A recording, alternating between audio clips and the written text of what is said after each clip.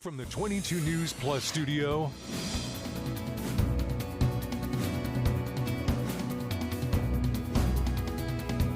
this is 22 News in Focus with Patrick Berry. Hello, everyone, and welcome to today's edition of InFocus. I am your host, Patrick Berry. We're here in the 22 News Plus studios. Today is an interesting conversation because what we all hear in the news every day is something about the country of China. It's half a world away from where we are here in Western Massachusetts. And if you're like me, I know next to nothing about the country of China, which is why I have invited Professor Stephen Platt. He is a professor of history at the University of Massachusetts up in Amherst, and he knows way more about China than you and I do. The pressure is on, my friend. Stephen, thank you so very much for joining me. Just a very brief overview of China. It is the oldest, or if not the oldest, population on planet Earth, right? Well, at least the claim of the current government is 5,000 years of continuous history. Right. That's quite debatable in many ways, but it is, like the view of Europe in the 18th, 19th centuries was that this is the other great civilization on Earth. And for Americans, it's always been that place that you get to if you dig into the ground and just keep going. It's sort of straight through the polar opposite of the world. But yeah, it's a mammoth country, 1.4 billion people, in a land area about the same size as the U.S., interestingly enough. So very crowded in the population centers. But yeah, it's got an incredibly long history of literature and the arts and music and every kind of culture you can imagine. So, they have, again, much more history than here in the United States. But let's talk primarily, I'd say, maybe the last 100 years, 150 years, because prior to that, the way I perceive it is China kind of did their own thing. U.S. did their own thing. Africa did their own thing, But within the last 100, 150 years, it's become a global community. Yeah. It really has. But there's this, and I'm hoping you can answer it, there's this animosity, or it seems, I perceive this animosity between not only the United States and China, but possibly China and a good portion of the rest of the world. Am I correct in that? Yes, you are. And a lot of that has to do with the current government in China rather than China itself. Okay. The Communist Party today, especially under Xi Jinping, it's an oppressive power. There are no human rights in China. They are throwing their weight around in many different ways. The ordinary people of China are absolutely delightful. And I think one of the issues today is that there's actually very little contact between ordinary people in the U.S. and China right now. Oh, absolutely. Post-pandemic, used to be, when I first went to China, that was in the 1990s, everybody then wanted to go to China and see the Great Wall and see the Three Gorges. And there was for Americans, there was a real interest in trying to learn about China and see it. And especially when they hosted the Olympics, 2008. People seem to be much more interested in it as a country. Yeah, but I would say that right now in 2025, China seems more distant and more sort of strangely exotic, and frankly, in the current media, quite menacing than it did 10 or 20 or 50 years ago. Maybe there's a parallel with the Cold War in the Mao era when China was really closed off. But at the same time, we have hundreds of thousands of Chinese students coming to study in the U.S. Right. So we have this imbalance right now where I think for people in China, they know quite a lot about the United States, especially all of the students who have come and studied in the U.S. and went back. But Americans in general seem to have less and less knowledge. And I'll be the first to admit it. I know very little about China. Yeah. So, again, within the last 150 years, there have been different regimes, different political platforms that have overseen the Chinese people and the government of China.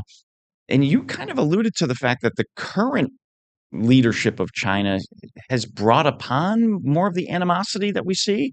Or has that been sort of, the underlying sentiment in China for decades?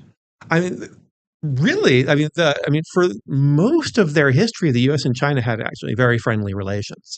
If you go back to the 19th century, really 18th century, the U.S., the first American ship to trade with China was in 1783, so right after independence.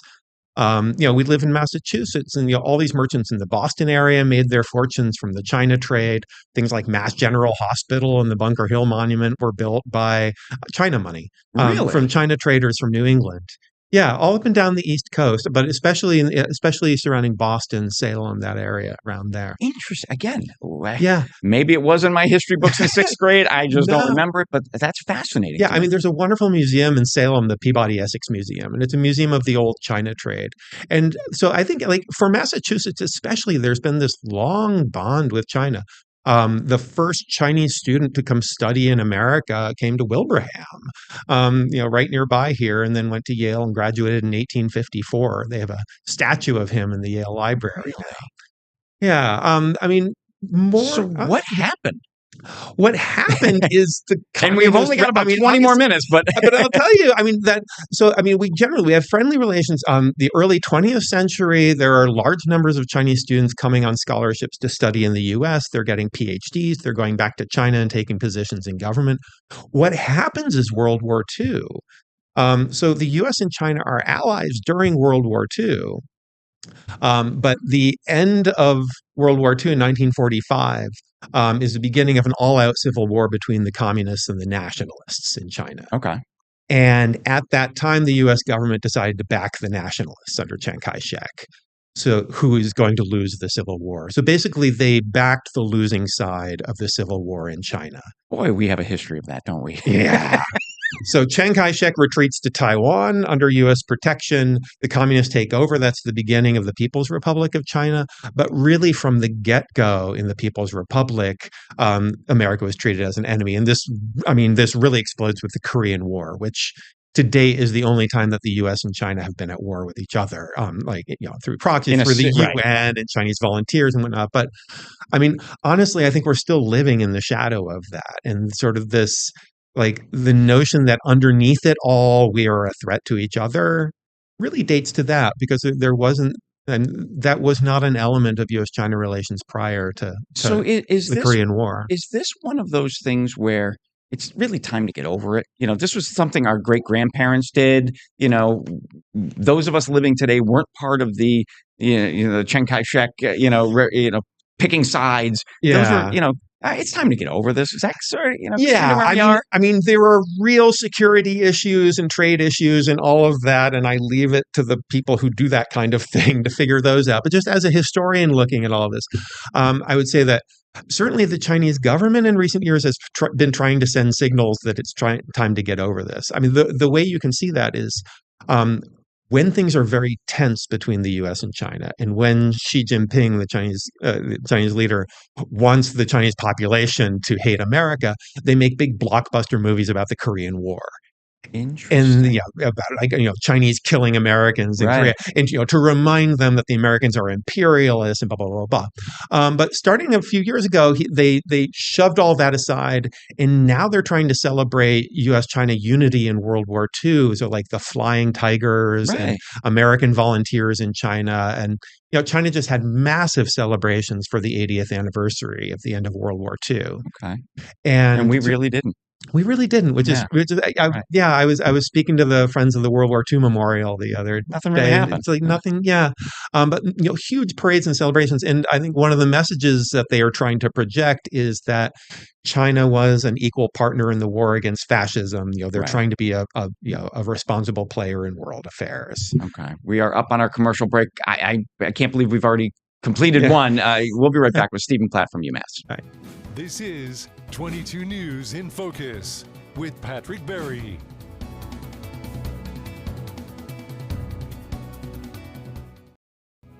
This is 22 News in Focus with Patrick Berry.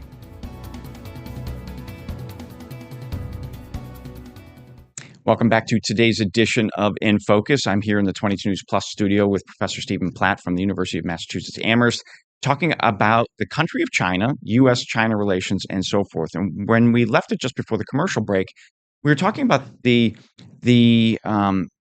U.S. and China being allies during World War II.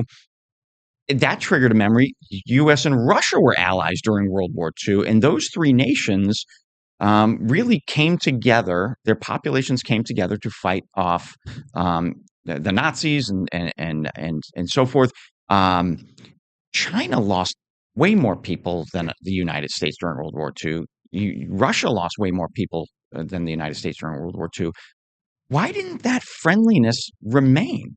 I mean, you talked about U.S. backing, the loser in the Chinese Civil War, but Yeah. weren't we able to, like I mentioned earlier, get over that? Let's repair these relationships and move on. Yeah, I mean, there's a historian from England. He's now at Harvard, Rana Mitter, who calls China sort of the forgotten ally of World War II. And I Right, think right. that, I mean, Americans don't spend much time thinking about the China theater in World War II. And part of that is just because very few Americans actually served in China during World War II. Right. We had the Flying Tigers, who were a volunteer air force. There were brave pilots flying supplies for China over the Himalayas, over the Hum. But the bulk of American attention was on the campaigns in the Pacific, which Right. were going on at the same time that the Japanese the Chinese were fighting on the Chinese mainland. In the big picture, though, it's impossible to overstate how crucial it was that about 1 million Japanese troops were bogged down in China. If China had surrendered in the midst of World War II, Wow. those Japanese forces could have been repurposed in the Pacific, or they could have been used to invade Russia from the east at the same time that Hitler was attacking from the Right. west. So that China absolutely played a crucial role, but it's not one that Americans or the British have ever really sort of celebrated or thought much about. And you mentioned, China had a big celebration about the 80th anniversary of World War II. We didn't really do much here. I don't know whether China or European nations Yeah. did either. Yeah. So fast forward, you go through a few different Chinese leaders. China has become a global power. I mean, I look at it as, what are they, the second largest population on planet Earth? Yeah. The largest, yeah, or I guess neck and neck Actually, you know what? with India. That brings up a good question. How is that possible that China, you may not know the answer Yeah. to this, but how is it possible that China has such a huge population when for 50 or 60 years they did the one child per couple? Yeah, it's a great question. I mean, honestly, as a proportion, as a like proportion of the world, in 1800, there were about 300 or 400 million people in the Qing Empire in China, and there were about 1 billion in the entire world. So, like in 1800, China was about 30%. 30 to 40% of the world. Wow. The world population. The reason why they have the population problems today the current generation, it's because Mao Zedong in the 1950s and 60s encouraged the Chinese to have as many kids as possible. He believed in manpower. Okay. And his view was that China didn't need to be afraid of the atom bomb because America could drop the bomb on China and China would just make lots more Chinese people. Right. So they had a huge population boom in the Mao years. And it's not until you get to the 1980s that they are trying to restrict Control it. that, and they Okay. put in these controls with the one-child policy. So how long do you know how long that one child policy was? Was I over exaggerating, like the 50, 60 years? No, it started in the high point of the one-child policy was like the 1980s and Okay. 90s and into the 2000s. Oh, all right. It was recently ended, but it's too late now for them to have ended it. And what they're faced with now is that China's reached a level of prosperity that educated urban workers, who are the kind of people that honestly the government wants to have more children. Oh, absolutely. They're busy. It's expensive to have kids. They're pursuing their careers. So China is faced with a population decline going forward, but with a huge aging population that was born in the 50s, 60s, 70s. So they're losing the newer workforce. Exactly. And they're faced with a point where in coming decades, they're going to have more and more and more elderly people who have to be taken care of, and proportionally fewer and fewer young people who can work or serve in the military. They're really at a crossroads. Yeah, I don't think Japan, I got to look up the year for this, but Japan had a similar aging problem. And there was this one point where they hit a tipping point where there were more adult diapers being sold than baby diapers. Wow. Which is sort of the classic image of it. But no, this is China is facing a demographic cliff. And I think and there are people who speculate that Xi Jinping's current, you know, um, goal of like establishing control over the South China Sea, of establishing China's military dominance, of recovering Taiwan, all these various things are partly because he knows that China only has maybe 20 or 30 more years left with that kind of strength before the aging of the population is going to really hamstring And them. those other places didn't have the same restrictions, so they have the younger workforce. Yeah. Okay. In Taiwan, which is still, that's the most likely site of a future war between China and the United States, and let's hope that doesn't happen. Right. But that too traces back to World War II. Chiang Kai-shek retreated to Taiwan with American protection, and yeah, and it's still officially the Republic of China, which was the predecessor state in China. So Taiwan really represents the unfinished ending of that civil war in 20th century China. So fast forwarding to, let's say, the last 5 or 10 years, there's, the U.S. has this microscope on China that they are about to take over. But based on what I've learned from you just in the last few minutes, it almost seems impossible because they just don't have the manpower to take over. I guess in a traditional warfare setting, but technologically, they're just as, if not as brilliant or more than the I mean, United States. right now they have a huge standing army. I mean, Right. the PLA is gigantic, and they're getting to a point where they rival the United States Navy. So militarily, I don't know where the tipping point comes, but they are certainly a military superpower in Asia.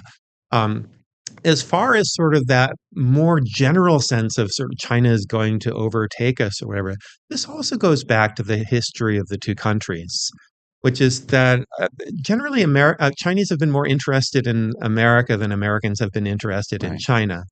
And because of the sort of the limited understanding of China and the US, there have been a lot of periods in recent generations when Americans thought that China was really eventually just going to become just like the United States. Right. It's like when I was in high school, it was the protests in 1989 in Tiananmen, where Americans all thought, the Chinese all want democracy like the US, and then that didn't happen.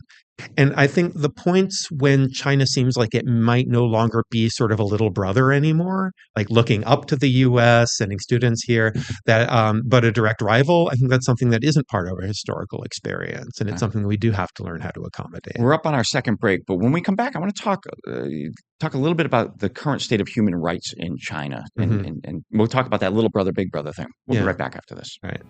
This is 22 News in Focus with Patrick Berry.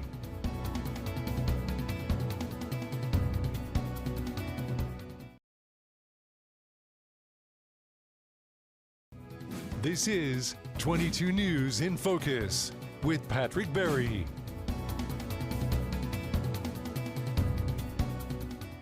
Welcome back to today's edition of In Focus. I'm across the desk from Stephen Platt. He's a professor at the University of Massachusetts and knows a lot more about the country of China than I do, and probably most of you do too as well. When we went to break, I teased, I want to talk a little bit about human rights and the whole big brother, little brother thing between China and the U.S.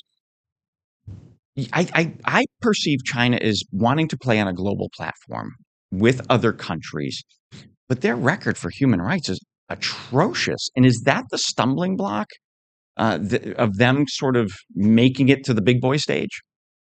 Interesting question. I think China wants to play on the world stage, but not be told what to do domestically. Okay. That their view of international relations is that you should have organizations like the UN and the WTO and things like that, and China wants to be a full player in those, but that countries should not be in the business of telling each other how they should treat their own populations or what. That domestic matters are purely domestic in their view. But don't they see the rest of the world, giving women freedom, giving people freedom of speech, how that benefits a country? Or do they just got their thumb on the people so much that They want it to be the way it used to be. Yeah, I mean, it comes and goes. Was like that. I mean, and in the long view, there are times in China's more recent history when there were, flourishing criticism in arts and in political debates and things like that. In more recent years, there was somewhat of a liberalization in the early 2000s, in a lessening of the restrictions on journalists and writers, and there was more critique about things going on in society, more critique about the government. Xi Jinping has really just shut all of that down. And why? His view, he looks at the Soviet Union in the fall of the communists in Russia. And his view is that the Soviet Union collapsed because they lost control of their own history. They lost control of the narrative of their history. But doesn't he see Russia today? Russia's not doing well economically. It's just no, it's not doing. And actually, China's got to look at it and go, all right, that could be our future. Yeah, and actually, when I first went to China in the '90s, I would talk to people about politics, and I mean, don't you want to, like vote and be able to speak your mind? And they said, well, look around, there's stores selling all kinds of stuff. We're richer than we've ever been before. We have more economic opportunities. And they said, and then look at Russia. Like, you can say what you want there. This is before Putin. And they said, you can say whatever you want there and you can vote for the government, but there's nothing to eat. And, there's nothing in the stores. And they're like, we would rather have material prosperity. Right. But that's the bargain that the Communist Party has sort of imposed on Chinese society, which is that you can have a great degree of economic freedom, and you can have like lots of entertainment and shopping and things like that, but you can't criticize the government, and you can't write history that's critical of the rise of the Communist Party. It's a thing where, I mean, it's funny because it's technically the Communist Party, but the economy is not communist. It's a very capitalistic society. Sort of quasi-communist. The place where they hold on with the communism, especially under Xi Jinping, is trying to control ideology. Okay. So Xi Jinping, underneath it all, I'm sure his fear is that if they allow people to say what they want and criticize the government, then you're going to have demonstrations, and then the government falls. So, I mean, more so than at any period since I first went to China in the 90s, I feel like China is very much a surveillance state. There are, cameras watching you everywhere. You're being watched through your phone. People are under constant surveillance. Interesting. There is a degree of intrusion of the government into day-to-day life that, if you're not a dissident, you might not even really notice it. Right. Because at the same time, the economy is absolutely thriving. Popular culture is thriving. It's just, political discussions that can't take place. We've only got about 90 seconds left, and I should have brought a crystal ball to hand to you and say, okay, look at this crystal ball. What does China look like in 5-10 years? Can you even predict? Or maybe, what does China-U.S. relations look like in 5 to 10 years? I will preface that by saying that as a historian, I will say up front that historians are absolutely the worst people for predicting the future. But I would say, if you look at 1972, you had a long period of Cold War between the U.S. and China, hatred of each other, viewing each other as enemies. All of a sudden, out of the blue, Nixon announces that he's going to go and meet with Mao. They have the handshake that shakes the world. And suddenly there's a new era where Americans love Chinese and vice versa. And everyone's, students and cultural groups going back and forth. My hope is that we look ahead 5 years from now, and there's been a rapprochement like that of some kind. An acknowledgement that we are going to have serious problems between us, but we don't do that. But it's better to get along than not, and it's better to engage than to hold each other at a distance. Before we run out of time, do you think that's why President Trump and Putin met in Alaska, just to shake hands? I don't know. We'll find out. I guess. Didn't even think of that. Yeah. What was the Godfathers? I mean, keep your friends close and your enemies closer, or something like that. Yeah, I think Trump, but I think like Trump seems to me a person who's like fully capable of suddenly turning around and saying, Xi Jinping, here's my good friend. Yeah, let's reopen all of our business ties. We'll see what happens. Stephen Again, Platt, I'm a historian. I can't predict. Professor Stephen Platt, I cannot thank you enough for giving me some of your time. Folks, as you can imagine, we barely touched on this. I would love to have you back at a later date. I'd love to be because there's so many more questions that I have, but we ran out of time. Thank you so very much. All right. Thank you, Patrick. This is 22 News in Focus with Patrick Berry.